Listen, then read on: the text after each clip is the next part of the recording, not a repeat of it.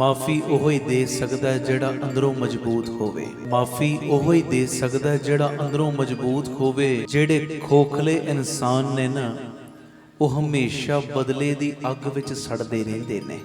ਆਖੋ ਧੰਨ ਗੁਰੂ ਰਾਮਦਾਸ ਜੀ, ਧੰਨ ਗੁਰੂ ਰਾਮਦਾਸ ਜੀ।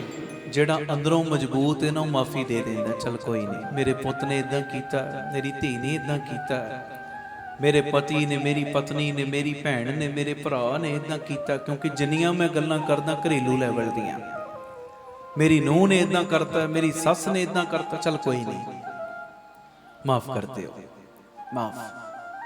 ਧੰਨ ਗੁਰੂ ਰਾਮਦਾਸ ਜੀ, ਧੰਨ ਗੁਰੂ ਰਾਮਦਾਸ ਜੀ। ਕਦੀ ਕਿਸੇ ਨੂੰ ਮਾਫ ਕਰਕੇ ਵੇਖਿਓ ਤਾਂ ਸਹੀ। ਤੁਸੀਂ ਆਪਣੇ ਪਰਿਵਾਰਕ ਜੀ ਨੂੰ ਮਾਫ ਕਰਕੇ ਵੇਖਿਓ, ਗੁਰੂ ਰਾਮਦਾਸ ਤੁਹਾਡੀਆਂ ਗਲਤੀਆਂ ਮਾਫ ਕਰ ਦੇਣਗੇ। ਹਾਂਜੀ, ਬਾਬਾ ਦੀਪ ਸਿੰਘ ਤੁਹਾਡੀਆਂ ਗਲਤੀਆਂ ਮਾਫ ਕਰ ਦੇਣਗੇ।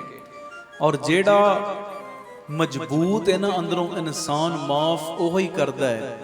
ਜਿਹੜੇ ਅੰਦਰੋਂ ਖੋਖਲੇ ਨੇ, ਉਹ ਤੇ ਬਦਲੇ ਦੀ ਅੱਗ ਵਿੱਚ ਸੜਦੇ। ਮੈਂ ਇਹਦੇ ਕੋਲੋਂ ਬਦਲਾ ਲੈਣਾ ਹੀ ਲੈਣਾ, ਇਹਨੇ ਮੈਨੂੰ ਇਦਾਂ ਕਿਹਾ ਕਿਉਂ, ਇਹਨੇ ਇਦਾਂ ਕੀਤਾ ਕਿਉਂ, ਮੇਰੀ ਬੇਇੱਜ਼ਤੀ ਕੀਤੀ।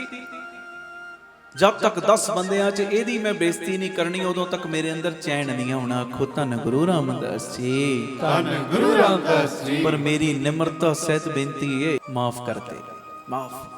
ਧੰਨ ਗੁਰੂ ਰਾਮਦਾਸ ਜੀ, ਧੰਨ ਗੁਰੂ ਰਾਮਦਾਸ ਜੀ। ਜੇ ਤੇਰੇ ਨਾਲ ਕੋਈ ਵਧੀਕੀ ਵੀ ਕਰ ਰਿਹਾ ਨਾ, ਉਸ ਵਧੀਕੀ ਨੂੰ ਜਰ ਲੈ। ਉਸ ਤੋਂ ਬਾਅਦ ਜਿਹੜੀ ਗੁਰੂ ਦੀ ਰਹਿਮਤ ਤੇਰੇ ਨਾਲ ਵਰਤੇਗੀ ਨਾ, ਉਹ ਤੂੰ ਆਪ ਹੈਰਾਨ ਹੋਏਗਾ, ਹੈਰਾਨ ਕਿ ਏਡੀ ਬਖਸ਼ਿਸ਼ ਗੁਰੂ ਦੀ ਮੇਰੇ ਨਾਲ ਕੰਮ ਕਰਨ ਲੱਗ ਪਈ। ਤੇ ਕਰੇਗੀ ਉਹਦੇ ਨਾਲ ਹੀ ਕੰਮ ਜਿਹੜਾ ਮਾਫ ਕਰਨ ਦੀ ਭਾਵਨਾ ਰੱਖਦਾ, ਜਿਹੜਾ ਮਾਫ ਕਰਨਾ ਸਿੱਖਦਾ। ਧੰਨ ਗੁਰੂ ਰਾਮਦਾਸ ਜੀ।